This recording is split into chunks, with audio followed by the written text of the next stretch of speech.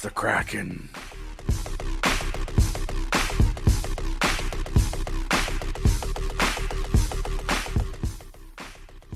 All right, welcome to episode 15 of the West Coast Sports Junkies.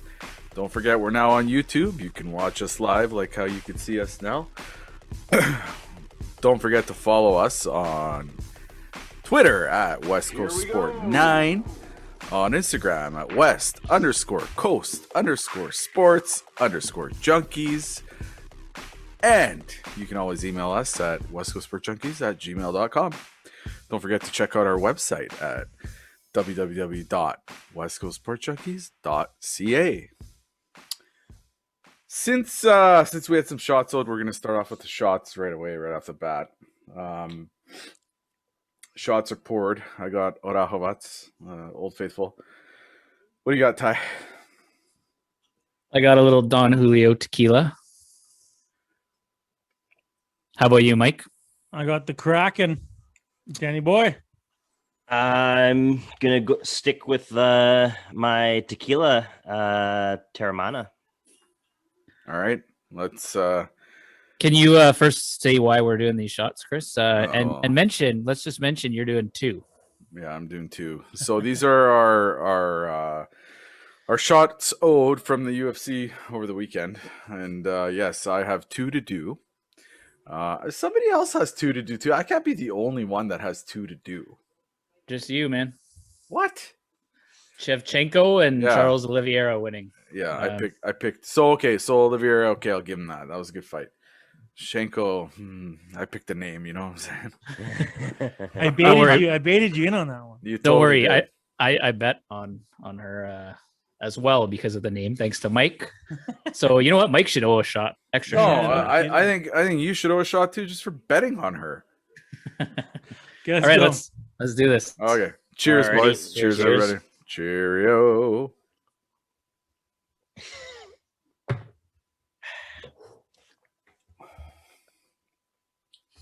Not bad. All right. Well, since I need to chase this down, right quickly, what do we got for our first beer here, Ty? All right. So we got a couple different breweries we're supporting tonight. So I didn't really have time to get out to any local breweries this weekend or early this week. So I went to Everything Wine down in the River District, but they also have a crazy selection of craft beer. No, that's good. That's a good place. That's a good place. Yeah, local BC craft breweries. So the first one here is from the Souk Oceanside Brewery on Vancouver Island, and it is the Leechtown Lager. It's an IBU of 10. It's brewed with Canadian Pilsner malt. It's a bright and crisp lager, and it has nothing to hide. So let's crack her and give her a shot.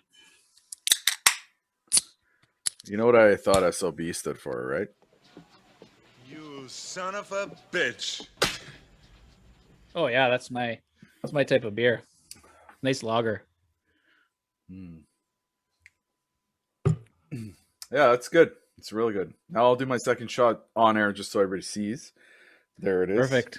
Okay. No, look. So it's full. It's there.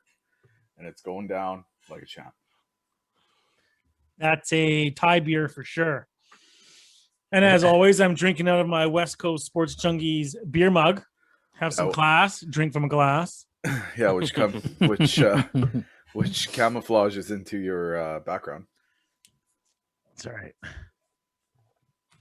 Take my word. Oh, no. You done your wine there, Chris? Why don't we talk some sports? Fuck up. Plum juice. You know what I'm going to do? What are we getting into tonight? No. First of all, I want to give you some of this, but you die. First of all, because you're a bitch, and second of all, because it's You're talking about the same things we established the allergy last episode. Yeah, exactly. So it would kill you. You know what? It's so good it would kill you, Ty. Okay. All right, let's get into it, boys. Well, you know, we had a completely drastically different approach to this podcast when we met on Monday night. Today, quite different, quite sad, quite a sad day. I think it's the end of the season today. They got shit kicked again by Calgary, which is fine. We wanted that. They couldn't. I mean, they should have lost the. What are we at the draft simulator now? It's the odds. The odds are like we're ninth. We're picking ninth now. We're ninth. The damage was Oh. done by winning yesterday and getting that extra point Yeah, terrible. in the game before. So today, honestly, really didn't even matter in terms of the standings. But What a you could tell they were checked out for sure. Oh yeah, this they were game. checked out. They were checked out absolutely. And you know what? They were checked out. Their coach is probably going to come back, and their GM is probably going to come back. Now, somebody on this podcast is a very happy man that this is happening. Myself and Ty, I don't think so. Dan, he's always on the fence about controversial stuff, but dirty Dan. But I think the one guy in the room here, in the virtual room that we have right now, he's a happy camper, and for that, I think Ty wants to say a few words on that. So go ahead, Ty. You happy camper, Ty? No, I'm not. But you know what? We're happy that you're happy. Yeah, You're the president of the Jim Benning fan club, and the only member, the founding member, and the only member. Me and Aquaman. He can't count because he's his employer. Okay, so you are the president, the fans. You're the whole thing of the fan club. So today on my lunch break, I went and I got you a little gift, and I'm gonna give it to you on air here.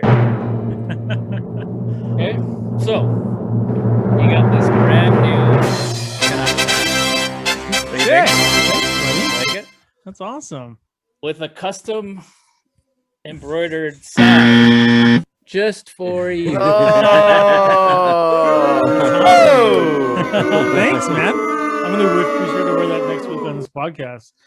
But just to comment real quickly here, I wouldn't say I'm happy. Like I'm not happy that Jim Benning's back. Oh my God! Hold on. You know what I'm gonna do? I'm gonna share our text conversation that we had. Oh, hey, let me finish. I'll what share I'm it with saying. everyone. Okay, sure. But I'm happy. I'm happy because I didn't see him getting fired at all this season. I think I said it from the beginning. I don't see him going anywhere. The only person I saw getting fired is Green, which is why I'm supporting my Green sweatshirt today, because it was Green's last day of our team. We don't know that for sure. I think there's going to be a mix-up. There's going to be some kind of change happening. I predicted it was going to be Green all along, and we'll see. I think it's been pretty clear that they're just sticking with Benning. And the reason why I told you before the show, Ty, and I think is because when they got rid of Linden had a vision. They went with Benning and Benning's vision. They can't now fire Benning and be like, we have no more vision for this team. They were already on Benning's vision when Linden left. The reason they separated and Linden went his own way is because they chose Benning's and they didn't want to buy into what exactly. So now, yeah, but Benning has been running this shit this is his 7th year.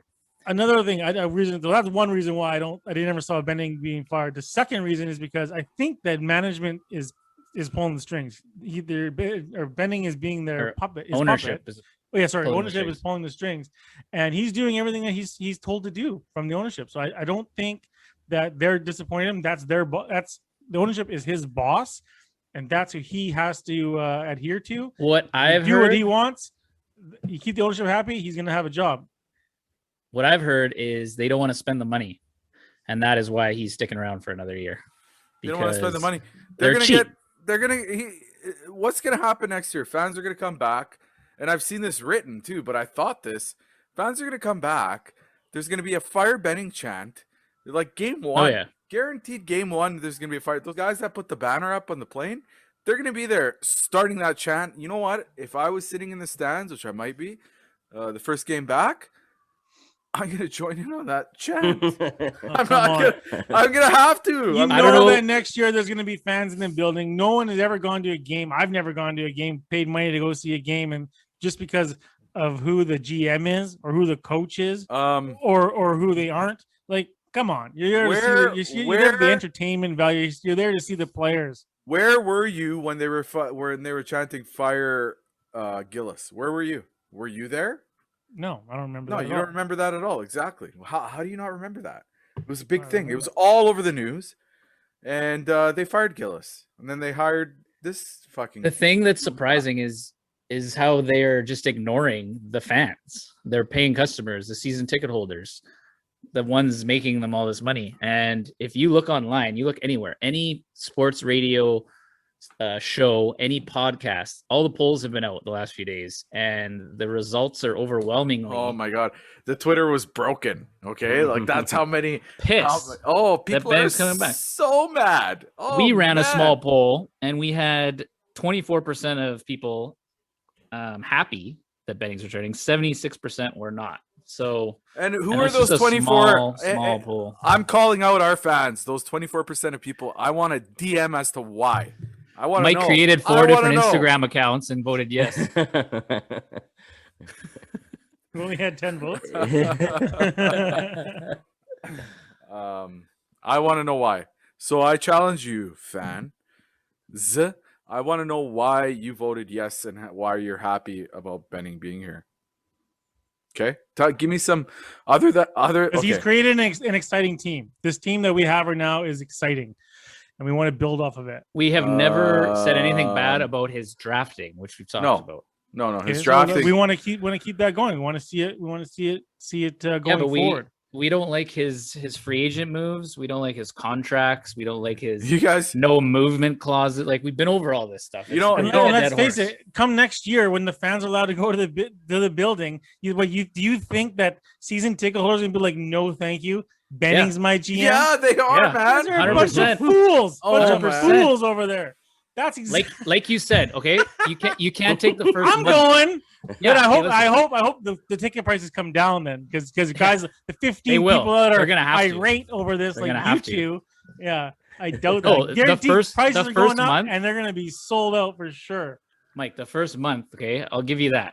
Say COVID's COVID's almost gone, or it's manageable. They open the seats up to the full arena. There's going to be fans there, no doubt. And it's not the season ticket holders. It'll be people like you, me, anyone who just wants to go to a game, have some beers, and have some fun. But when this Hi. dust settles and that's normal again, you need your A season lot of ticket things holders. are going to be different come September, man. Pedersen's going to be back. He wasn't here for the last half of this season. That opens up a whole new scoring lane for us. There's going to be whoever we can pick up in this draft, whoever we can get rid of and then pick up. There's going to be lots of opportunity. Oh, to you're relying have on, a you're different relying on team July going forward. 1st, buddy. Are Think you about 2 years ago. Excuse me, the team we had going into the playoffs. If that team shows up, what you think? Yeah, more fans are going to be in the He building? gave up a second round pick and a whole bunch of other shit for Toffoli, and they didn't re-sign him. because he ran out of time He forgot. chasing Oliver Ekman-Larsson, who he was Yeah. going to pay. Hey, Like, listen. I'm glad that didn't happen. Listen, had he kept the team from last year together to this year, I'd have been a happy camper. I'd have been okay with that. You know what? They made it second round. They were a couple goals away from going to the conference fucking final. Okay? Yeah. I'd have been okay with that. I would have been okay with that. But what he did, I didn't have enough time to call Toffoli? Really? What the fuck, man? Do you not have other people that work for you? Do you not have that's pretty much somebody? his one job. That Without alone a doubt, he's got work would get to a lot do. of people fired. There's lots let of alone work a to GM do. of a NHL hockey team. Dan, what do you think about this? I'm still thinking of when you said the Aquilinis and the owners don't like to spend money on the team. Yeah, we've been to their golf courses. Thank you. What a dump. Is there blueberries growing all over it or what? Well, there's That one course, he flooded the blueberry fields and it Yeah. ended up on the golf course. He made 10 different lakes because he didn't want to spend money actually. Yeah, but here's the But thing: is that he doesn't run that stuff. He only runs the Canucks. Roberto and Luigi run the rest of the actual real business, right? Where the Canucks are kind of like their toy. So they leave that to Francesco, right, to the oldest son. And they go, hey, you can handle that. And look what he's done. I'd say the Oh. Canucks are pretty big business. It doesn't matter as long as seats or butts are in those seats.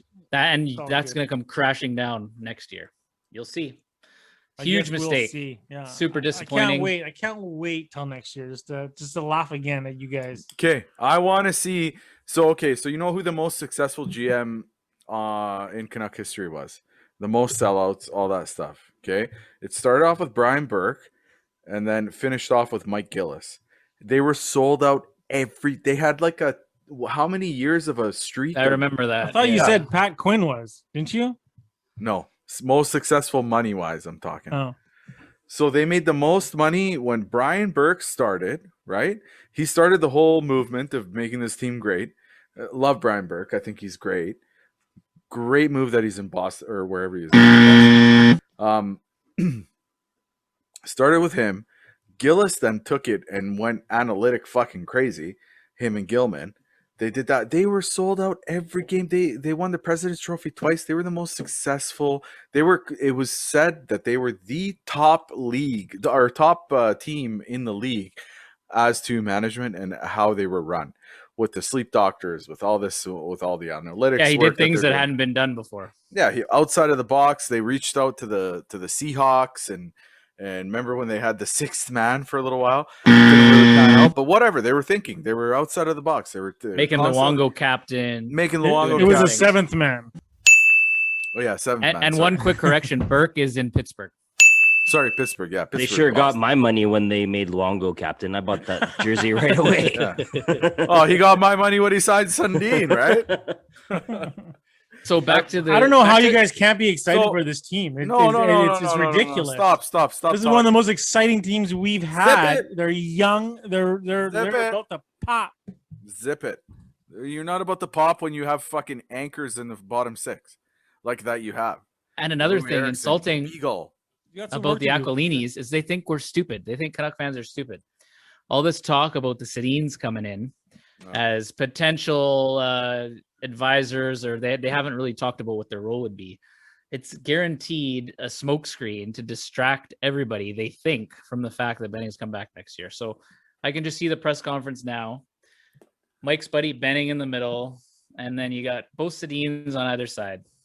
Pipe dreams and fairy tales. They're and gonna class announce the fucking exciting chickens. exciting additions to the team, Canuck legends, Henrik and Daniel Sedin. They're going to quickly throw in Benning's coming back next year. Then they're going to fly back to the Sedins and go on to say what Travis great Green additions will they not are be to the coming back next year. organization.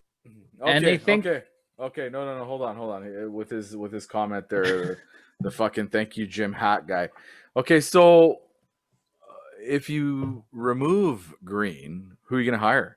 Who's Benning gonna hire? Is he gonna hire Claude? Well, you Julien? know what, Chris? I don't really want to do the guy's job for him, but I could probably figure it out if I was given all the whole scenario thing. Okay, so give us a fucking scenario then. Like, if give me you're so all smart. the You're gonna pieces name- to the puzzle, and I Like- could even get him out of all these like any coach you're going to crappy name bottom six that you got. is going to want too much money because I said they're cheap. They don't want to spend money. So it's going to be Perfect. I don't know some how's the young guy. coach. How's the guy in the Abbotsford Commons doing? you know what though, that's probably where they would look. There you go. Fuck. You give me athletes of that caliber, I could coach them. Shit. Oh yeah. All One of the think about it. richest You're families You're not in teaching them Canada anymore. You just got to motivate them to play. can't pay a fucking coach or a GM to turn their hockey team around. You got to spend money to make money. Yeah, well, they've been raking it in for the last 10 years, right? When Well, did the they've really sellout streak? pissed off Canuck Nation. So Oh, of course they we will have. see. We'll see next year. I heard a lot of people on the radio this week. You know, they may own the team, but they ain't shit without us. And you know what? That's true. That's correct. That's correct.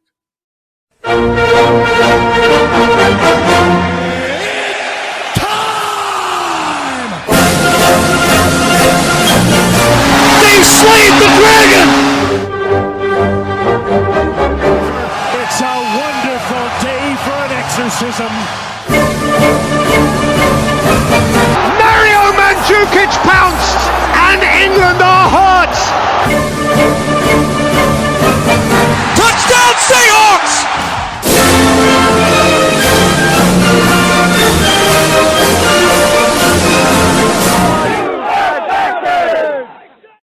Okay, back at it now. So good Canuck talk. But before we get going on the other one, we have another beer here, Ty. What is this beer now that I'm looking at here?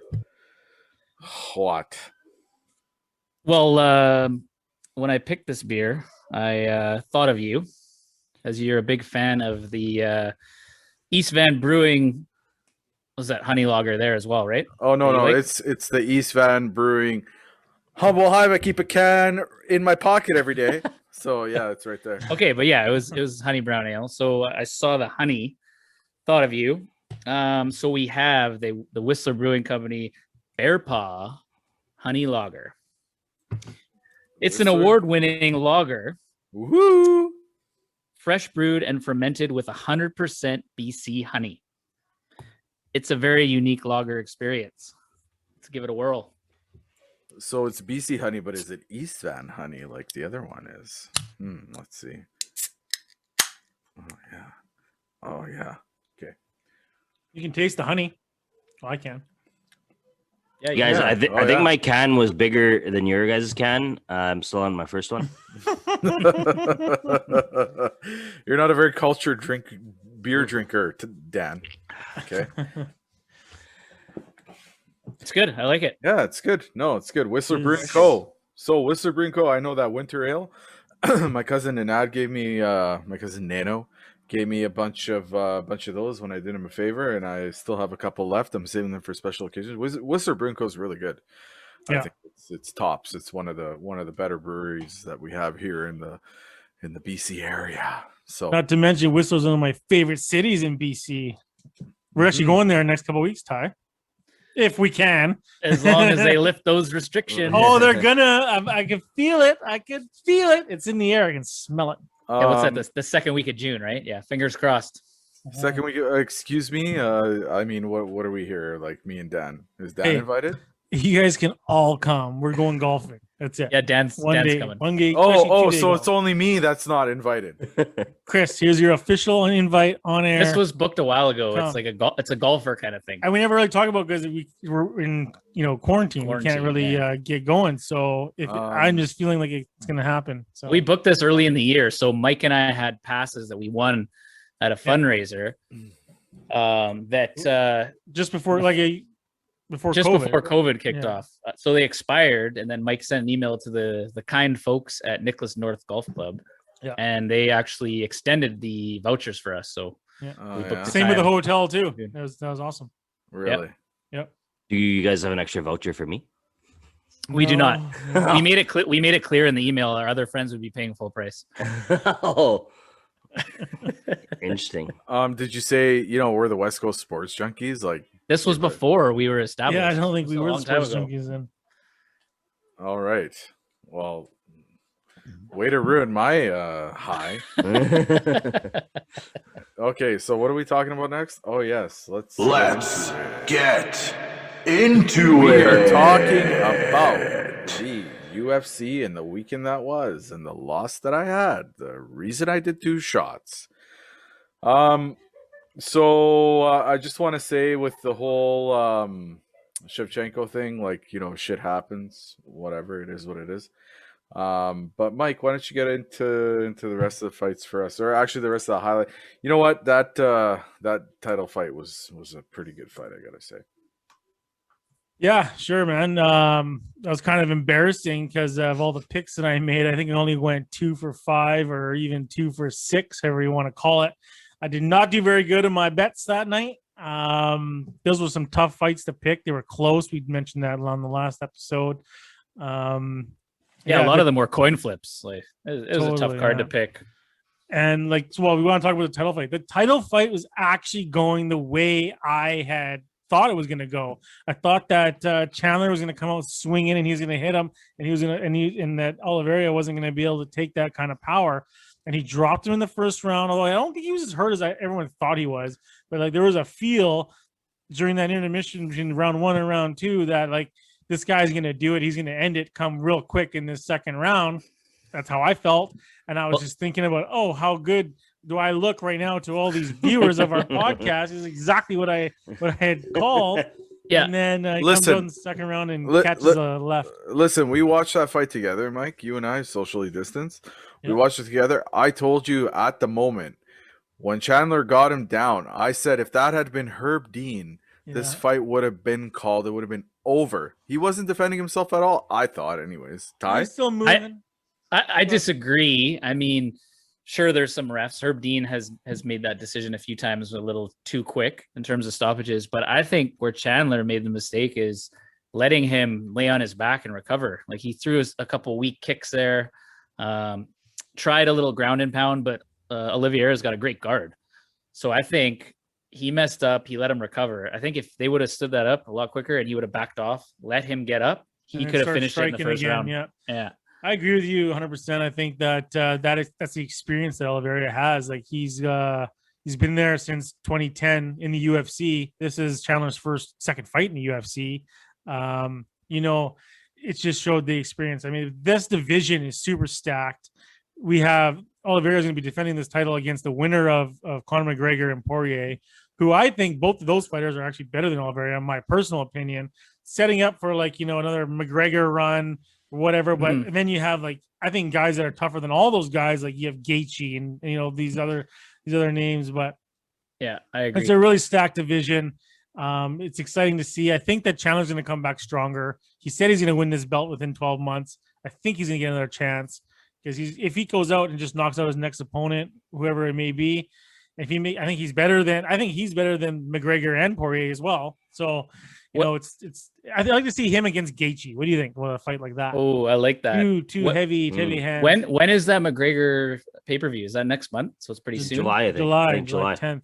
So I don't know. I haven't looked at that fight card in detail yet. So I don't know if they've announced the undercards and the rest of the main event. But Chandler didn't get beat up too bad. I think he could have a quick turnaround. How about having Chandler Gaethje on that card?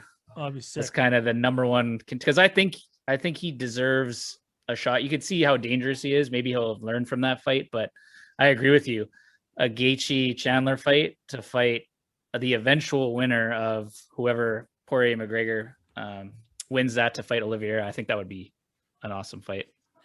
Yeah. What'd you guys think of the co-main event? I mean, I know I that was one of the picks that actually got right. I had Darius beating Ferguson, and Ferguson looked how I thought he was going to look. He did not look the same as he did before. He's not hungry anymore. He doesn't have that killer instinct that he used to have, and that he wouldn't get taken down. That sort of that drive to win. And I don't see it with him going forward. I know he's going to be back because he's still probably one of the top 10 fighters in the world. Mm-hmm. But with these top 5 guys, do you see him? Where do you see him fitting into the UFC? I see him being around almost as like we've talked about with these older fighters. It's kind of like a gatekeeper, just a big name to give a up and coming guy in the division a big name to get on their belt as a win. But I wasn't overly. You don't want to be that guy. He's who? Ferguson. I'm the big name that you got to get. You're going to get the W. I think he's almost to that status. We've seen it with like Cerrone to a different extent, and these older guys that still have that ability to draw fans, but we know they're done. Yeah. Cub Swanson, another one in the past UFC we were talking about. Yeah. But I don't know. I wasn't overly impressed with the Darush.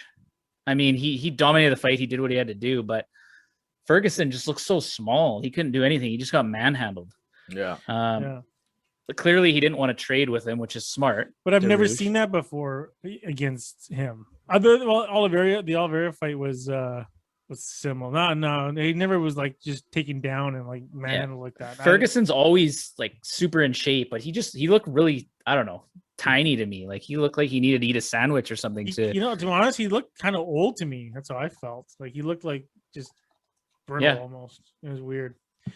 But so it'd be interesting to see what happens with them because then those guys are also in the same weight class we're talking about from the championship fights. So both 2 big names there.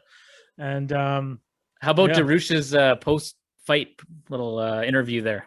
Calling out Elon Musk? Yeah, that was I heard Elon Musk answered the bell too. He's like, it's coming. He did. He said it was coming. Back at him. Yeah, that's awesome. But it's weird. Like he wins a pretty big fight in his career. Well, I guess he's having a baby soon, but he pretty much just like in the career. It was, but he just after he's like, oh, let's see what happens. I'm done for a while. I'm gonna go back with my family. Obviously, fair enough. He's having a kid, but you figure he would have threw out a name or something, challenged someone, or just kept the interest out there for him. Because I honestly had no desire to see that guy fight again anytime soon. I wasn't that impressed with him. Yeah, it was kind of. I'd rather see Ferguson fight again. It was a little anticlimactic. What? So he's taking some time off because he's having a kid. Yeah. How much time did you take off when you had your kids, Mike? None. I was actually fortunate. My kids were born on like Fridays, Saturdays, so I didn't have to take any days off. I'm just saying, like, I took a couple days off and that was it. I mean, I'm not taking like half a year off like these guys, but anyways, so shout out. I just wanted to, before we get into any more of the UFC, I wanted to give a shout out to a local Richmond native, Arjan Buller, who is the champion one MMA heavyweight champion over the weekend here. Friday at 3 a.m. I believe the fight was on. And he is crowned the heavyweight champion. Local guy, Richmond guy. So salute to you, buddy. Awesome. Congratulations. Cheers. Yeah.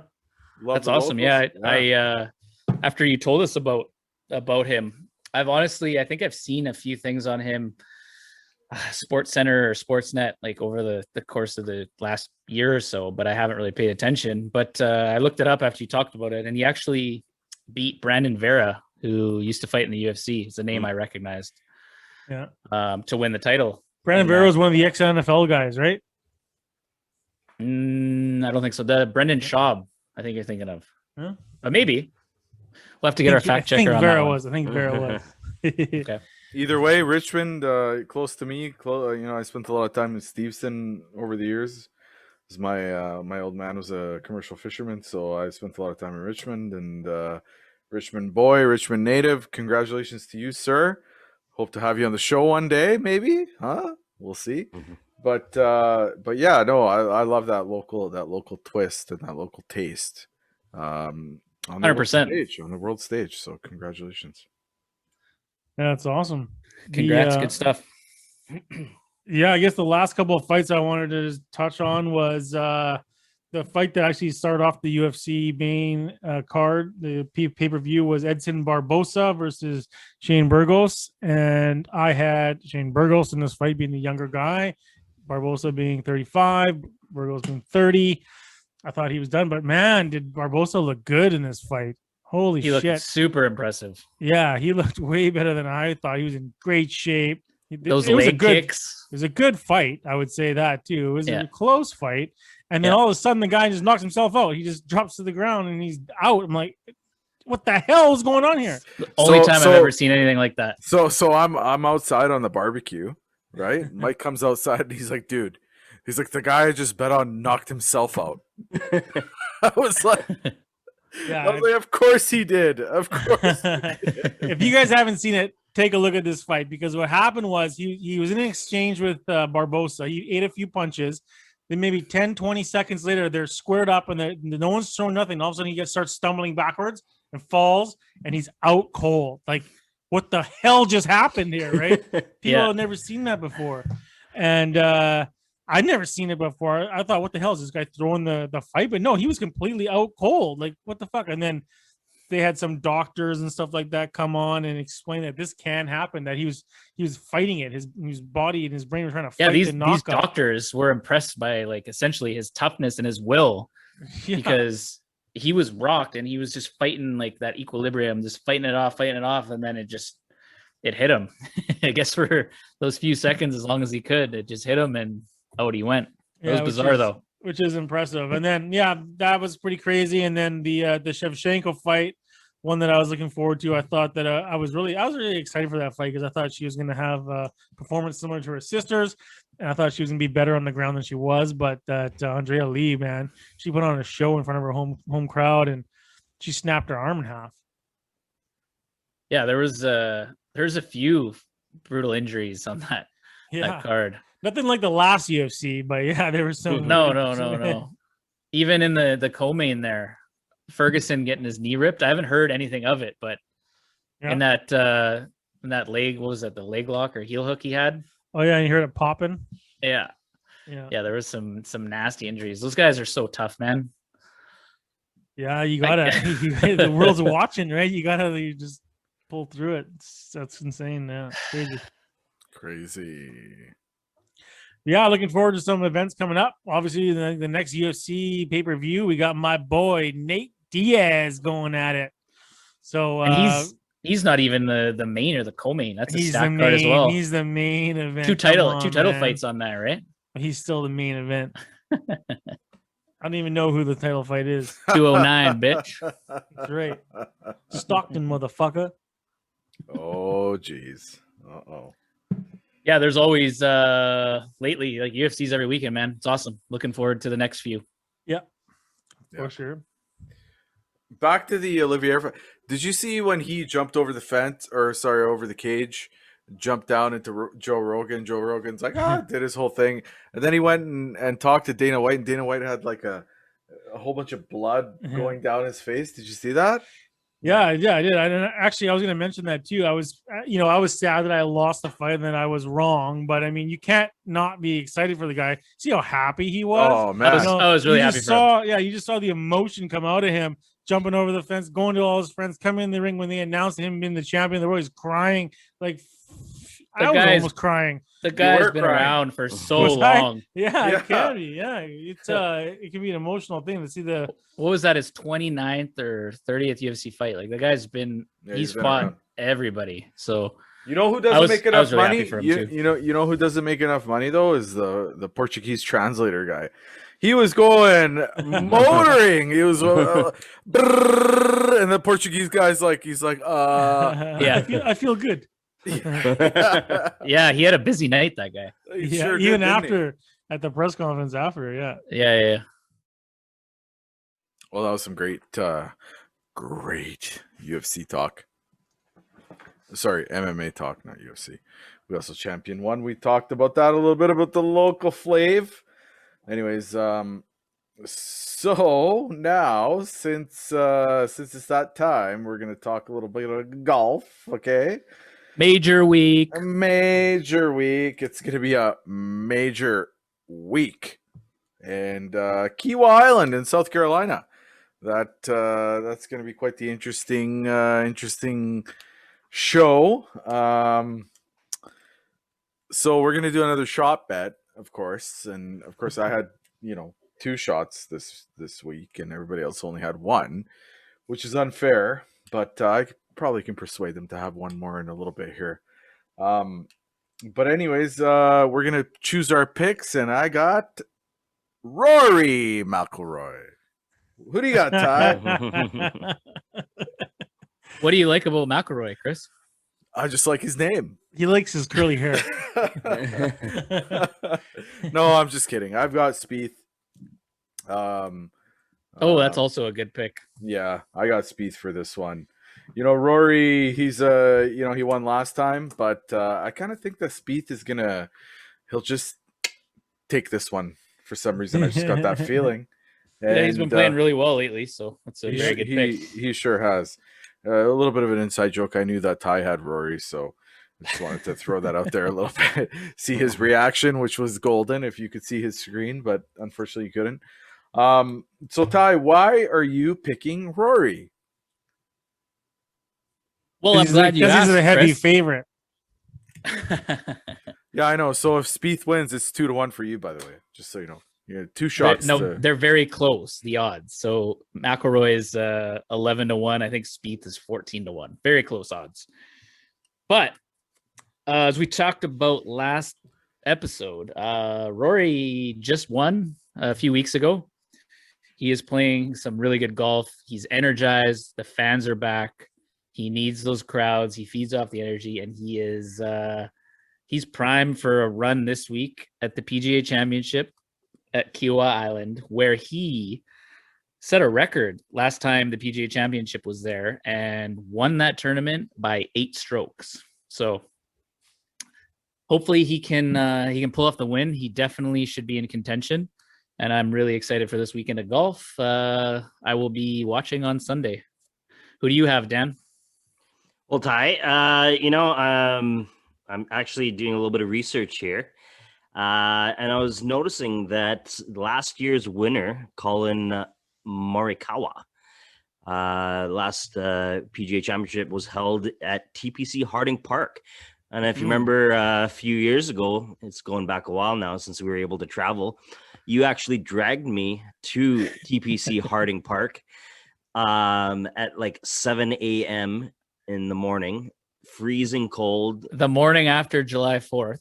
Yeah, after July 4th. And I think I was scarred from playing golf or even watching golf ever since then. But anyways, that's a little lead up to my pick. So I was going to go with the favorite of Justin Thomas, but I was just reading here, and I think I can relate to someone who has never won a major in terms of his golf quest. We have our own little trophy that we play for that you seem to keep every single week. But anyways, I'm going to go with John Rahm. It's a good pick. Rombo. Yep. I like that. Yeah, he's up there for the favorites for sure. Oh yeah. Right on. Well, I'll take over from here, boys, and give you who's actually going to win this tournament. Okay, so being in South Carolina, I'm going with the hometown boy, Dustin Johnson from South Carolina. Played his course many times. He's the world #1 golfer. He's the world #1 for a reason. He is going to win this thing guaranteed. I'm putting a stamp guaranteed on this one. Okay. Okay, so if he doesn't, then you got to do 4 shots. No. Deal? Yeah. Oh, hey, you're pretty confident. I am confident in Mike. Dustin Johnson. That is a great pick, but I am shocked. Why? I thought you were going with Kevin Na. My sleeper pick's Kevin Na. Nah. Kevin Na is going to be a major champion before his time is over with. But yeah, this tournament is going to be awesome. The course is set up. It's going to be super tough. It's really windy there, being on the ocean. Mm-hmm. It's on my list, actually. Mike knows my list of courses that I want to play, mostly around the United States. And yeah, this is it's top 10 for me. Lots of water, lots of hazards. There's lots of sand for Mike. He likes to play in the sand there. See, for me, everything adds up to Dust. It just all fits into Dustin Johnson's Really? Playbook here, because it's from where it's in South Carolina. Yeah, for sure. If we look at the players you guys picked, Dan's you're talking about the guy at Harding Park. That's the other side of the damn continent. Okay, so we just take Morikawa out of it right away.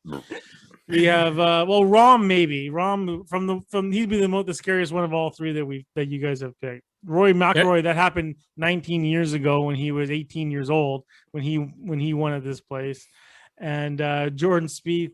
Well, he hasn't done nothing since the Masters. So Yeah, well, I was looking at some of these par threes, and they're like 240 yards into the wind. That is not fair. Driver for me. Yeah. 20-mile-an-hour winds. And I'm not making it to the green either. I don't think so either. I'm laying up. 100%. But yeah, that will be it'll be an awesome tournament. It's gonna be a fun weekend. Yeah, I'm pretty pumped for it. I got the TV ready to go at work, and I'll be recording at home and stuff. So yeah, it's gonna be pumped. Long weekend. Can't be better. So we have our third beer of the night, and it is another Whistler Brewing Co. beer right here, as you can see. We have the Grapefruit Ale, and let's see what it says here. I am in no condition to read the fine print, so I'm not going to. Let's crack this one and see what it tastes like. Is it bright in there, Chris? Oh yeah. It's always bright in here. That's Oh, different. wow. That is definitely my favorite beer for sure. I thought it would be. Obviously, this is fruity. You. Oh, it tastes like grapefruit. Oh. Oh. Yeah, I'm honestly not a fan of these types of beers. I hate like the pumpkin spice beer and all that stuff. I like beer. Okay. Yeah, I like beer too, but I'll drink it. you know what? You don't let it go to waste. It's a nice change. You know, That's true. Yeah, actually, but this is actually a really good drinking beer. This grapefruit, right? I could sip on this. he hates summer it. He beer. loves it. He hates it. He Summer loves beer. it. Well, Outside, yeah. Hold on on. the patio. Oh, yeah. No, exactly. That's why I had the Sunglasses for this beer, huh? shades. We had the shades on. Oh yeah. It smells just like grapefruit. Goes right up my nose like a grapefruit. Strong aroma. Very strong. Okay, well, I'll take the glasses off out of respect right now. It's time. We got shots poured. Ty, why don't you bring us into this shot? This is a very touchy subject. All right, yeah. Well, we couldn't finish this episode or have this episode without mentioning the events of this past weekend, which was Kobe Bryant being inducted into the Naismith Basketball Hall of Fame. It was an awesome event. It was tough to watch. His wife Vanessa gave an amazing speech. My eyes may have been watering. I don't know if you guys haven't seen it. Yours will be too. You check it out. But yeah, he was introduced by Michael Jordan. Greatest of all time. Greatest of all time. Was his idol and his competitor, and what he modeled a lot of his game after, and where he got a lot of that winning desire and to be the best and all of that. So it was really fitting, and it was awesome that Jordan was the guy to announce him and bring him into that Hall of Fame. There was also some other big names inducted this weekend, Tim Duncan being one, and Kevin Garnett. So it was a really good class of basketball players. But yeah, obviously we all know tragic events last year before COVID just started the shitty year of 2020. He's been my favorite athlete of all time. He will be forever. He's my Jordan. He's my era's Jordan. And yeah, so why don't we do a shot to the late, great Kobe Bryant? So, Kobe did speak Italian, so salute. Cheers, Kobe. Black Mamba. Yeah. Mamba forever. Mamba forever.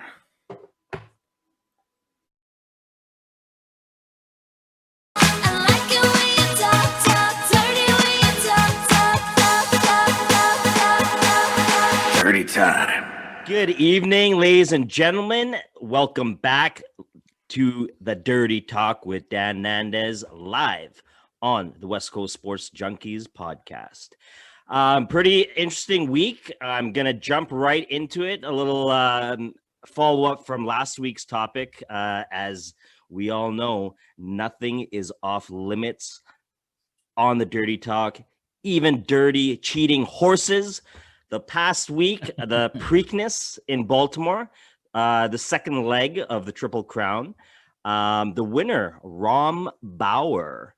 But how about that cheating horse, Medina Spirits, led most of the race, at least a good chunk of the race, ended up in third. Clearly, the juices are wearing off. But, word has it that finally some justice. Bob Baffert, the trainer, has been suspended for the Belmont and not allowed to bring his cheating ass as well as his horse's cheating ass to the Belmont. You know what? Speaking of cheating asses, I think Mike and Ty should be buying beer for the next month worth of podcasts with all their cheating money they won on that race. All right, ladies and gentlemen, let's go into the gridiron. It's the off season. Draft is done. Coming into, the off season, volunteer. That's the word, volunteer. What is the hell is volunteer? Volunteer means you can option to show up. But unfortunately, the players that are not showing up, and they're professional athletes, they're still training, getting hurt at home, in the backyard, in gyms. They are now being cut based on the NFL's collective bargaining agreement. If you are not playing or practicing on the team's facility and you're injured, you are pretty much able to be cut. And we already have our first injury. I think is a defensive player from the Denver Broncos, tore his Achilles, $10 million contract, boom, gone. Don't think it's right. NFL, Roger, I think you're getting dirty. You're talking about protecting your players, protecting your assets, which is the teams and the players, owners. You guys are all really, really dirty right now. That's it, ladies and gentlemen, this week for the Dirty Talk with Dan Nandez. Hope you have a great week. Enjoy the weather. As always, stay dirty. Dirty time. Well, where do we even begin there? You had some good points there, Danny boy. Some good points, my man. Let's start off at the top. Horse racing. Did you guys watch Preakness? I did. I actually placed a bet on Medina Spirit to finish top 3 because I was thinking right on the juices would still be flowing enough from that. Yeah, last shot, they're right? weaning off just a bit, eh? Yeah, So- that's why I didn't bet it to win. Like I didn't. Their odds weren't crazy. It wasn't like a big win or anything. But I did okay on that. Like I said, I thought he'd have a little bit left. Yeah, that I don't know, shot you know, was strong.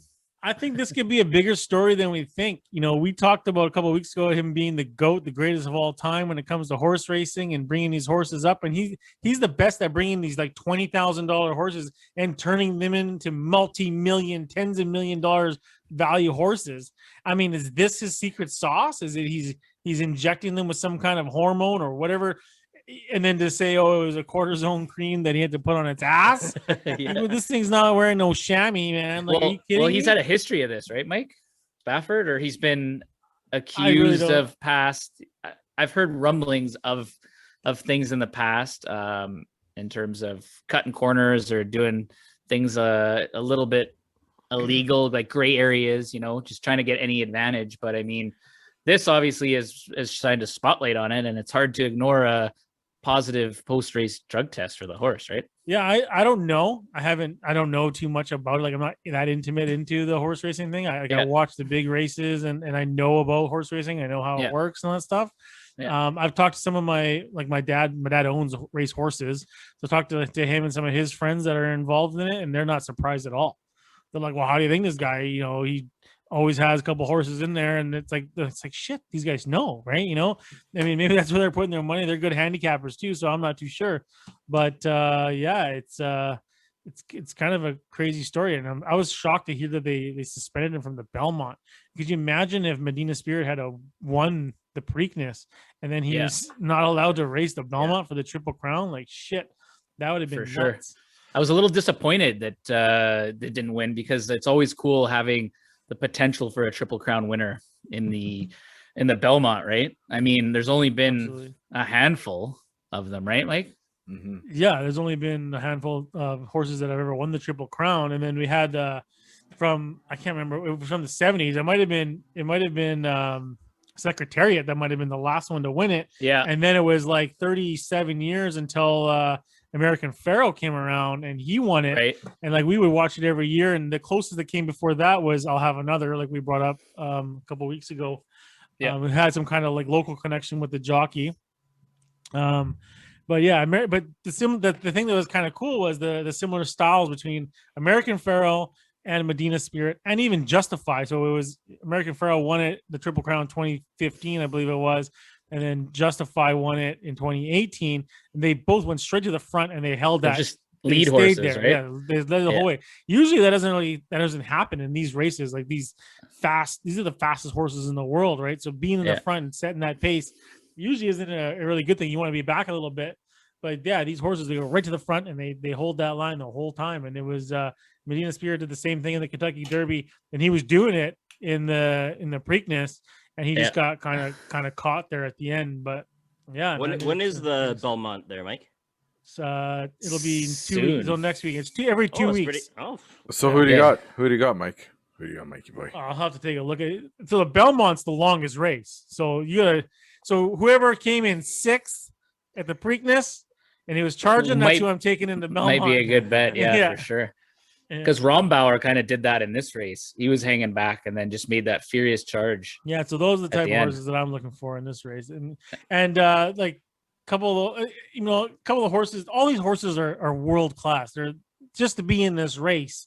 These horses are they're going to retire to the best life that you guys can imagine. Right, all they do is breed from now on, and so No, for yeah. sure. Yeah, yeah. That poor stud, though. That poor stud. Yeah. So but who do I have right now? I don't know. I'll announce it next week because the race will be the following week. I'll do a little bit of studying and I'll pick a winner for you guys. You don't have the golden shot, or sorry, not the, But what's interesting, the gold card.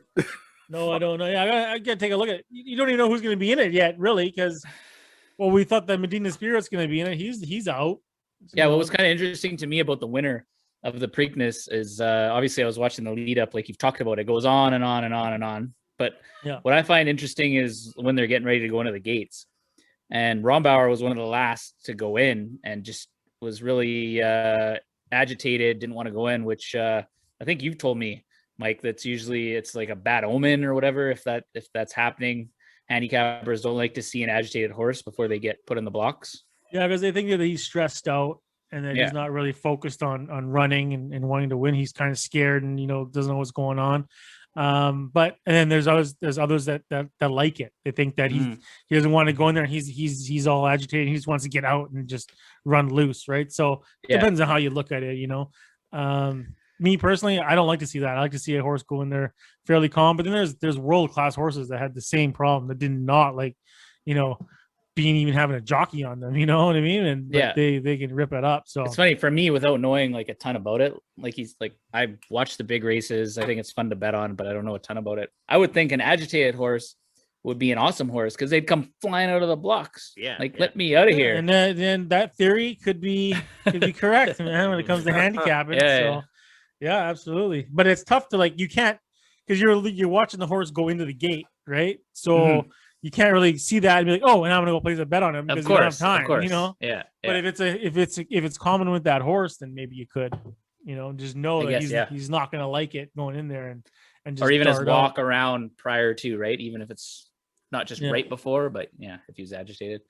Yeah, exactly. Speaking of horses, what about those horses in the NFL that are skipping voluntary cap? What's going on, Ty? Yeah, that was another good one, Dan. You know what? I don't mind it. I get the thinking. It's another opportunity for them to potentially get hurt. If it's not mandatory, It's they don't have to voluntary. be there. So I'm good with it. If it gives the players a few more weeks in the off season to recover, I think it should be mandatory for rookies, which I think it might be. Whoa. Now that's discrimination. Okay, we already got enough issues in this society where people are calling out, you want to get dirty. But no, I don't agree, Ty. I'm sorry. These are professional athletes, and a professional athlete, they are training all year round. They may not be playing competitive, in-game situations 365 days a year, but a professional athlete, they're going to the gym every single day. A hockey player is at the rink every single day. A football player, they're throwing the ball, catching the ball, doing They go on vacation, high just like us, intensity. Dan. Yeah. The last time that Zeke went on a vacation to Mexico, he brought his entire training team and was running sprints on the beach. Clearly, he That's- shouldn't go on vacation. He Well, needs that's some more work all I'm himself. saying And it is clearly didn't do him any good. I don't know. It's an interesting subject because it's convenient. Obviously, COVID is not convenient, but the blame is COVID. Yeah. Right now. But do you not agree that if there's an issue, then they've extended the season 17 games, which players didn't want. So now they're going and trying to pull something and be like, oh, well, now we got to, you say it's voluntary, but now you're making us go. And if we get hurt, then you're not going to pay us. So which one is it? So I can see the argument from both sides. I can see the argument of the players I mean, if you're a professional If they athlete, want them to go, they should be mandatory mini camps. well, exactly.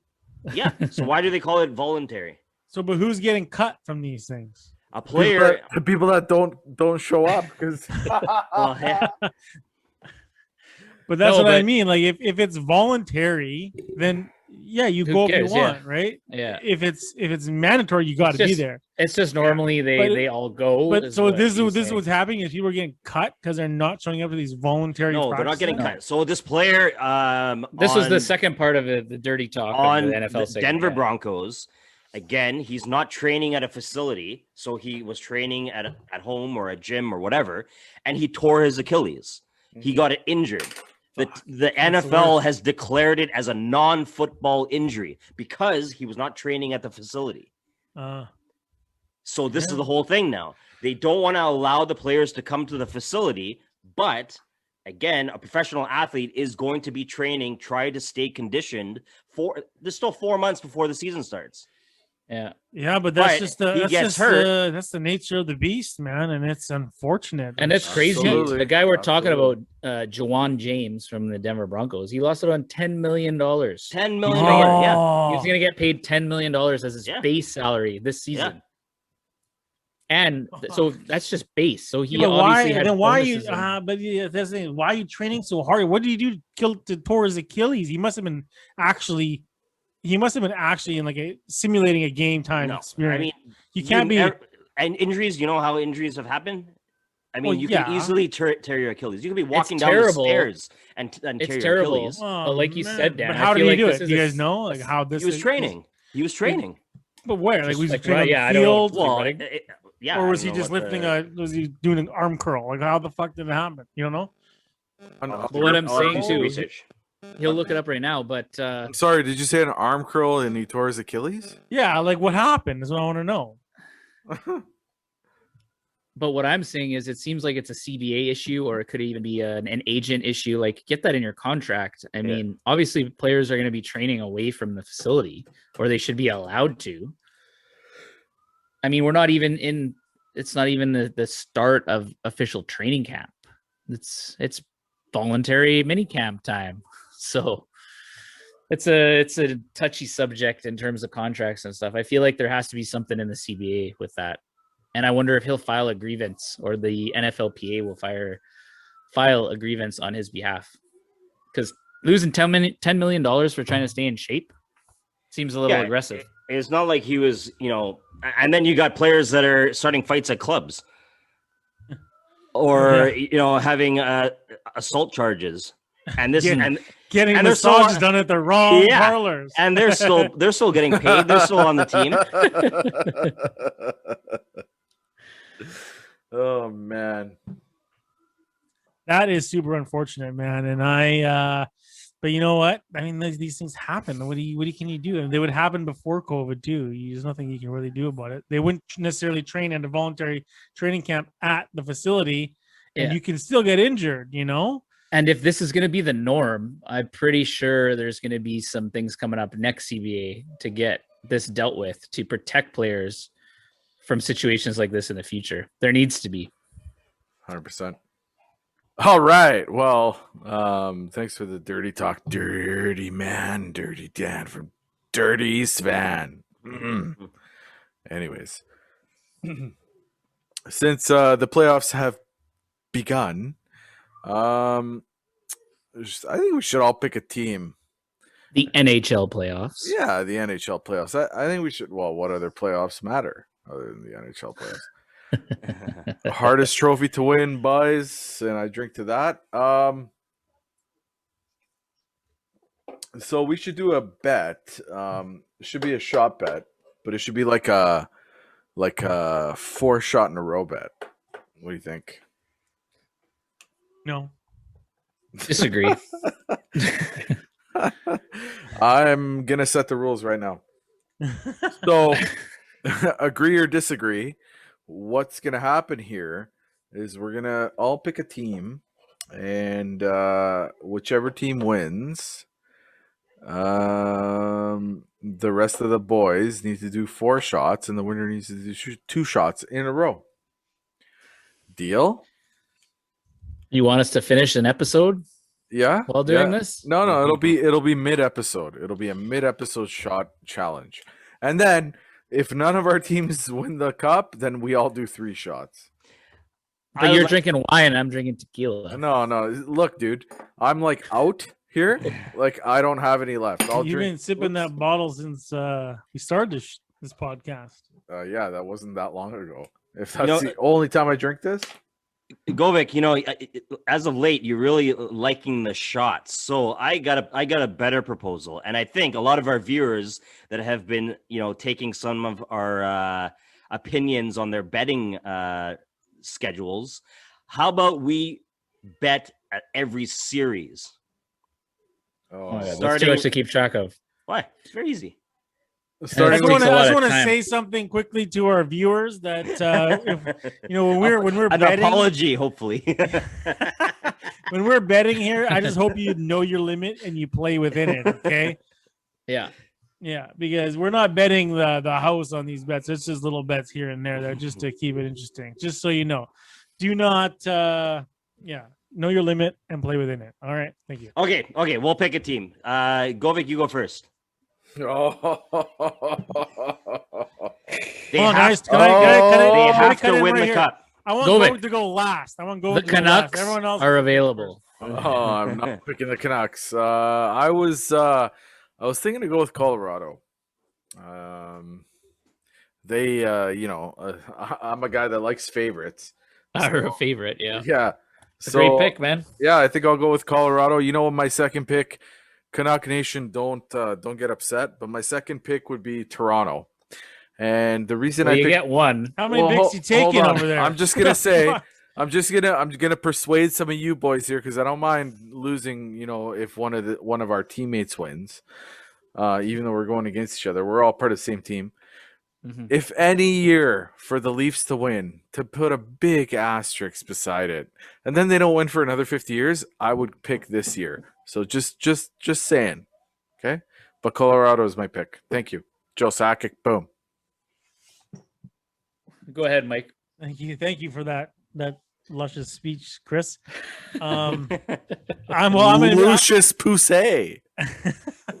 I'm gonna keep this real quick and simple for you guys. I got money on the team, so I'm gonna put my mouth where my money is. I'm going with the Edmonton Oilers to win the Stanley Cup this year. Thank you. Oh shit! What's the score right now? They lost the game.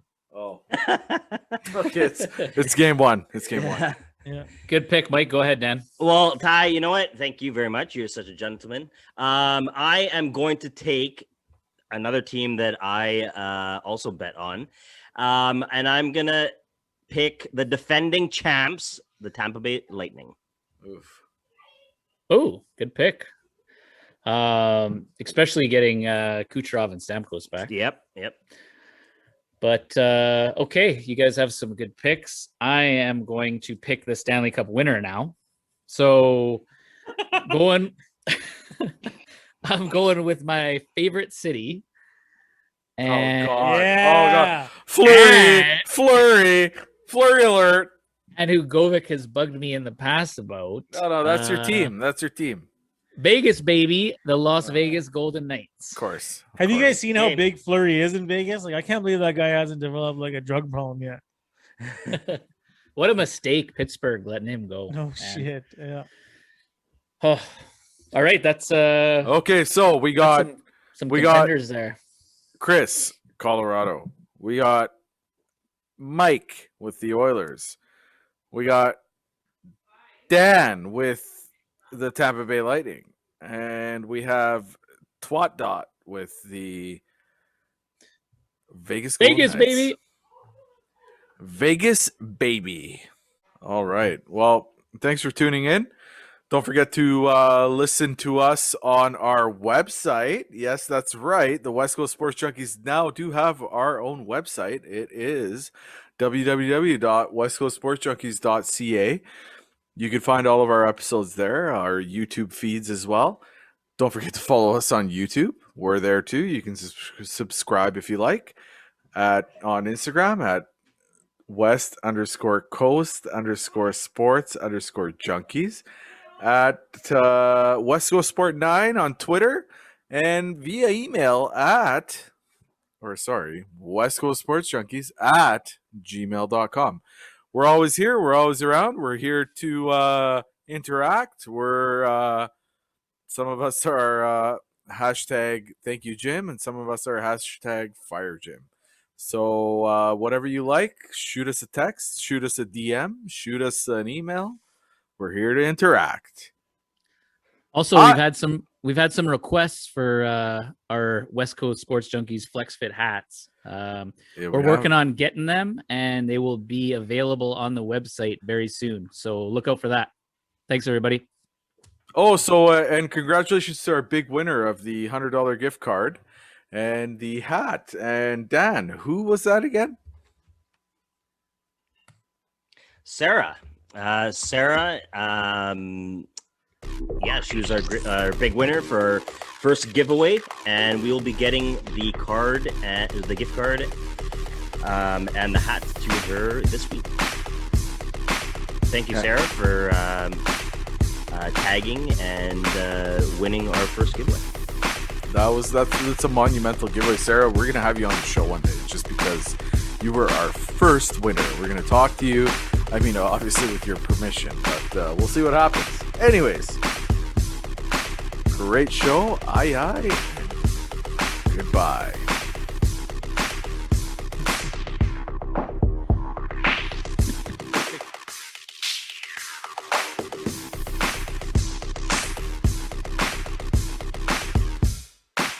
Goodbye.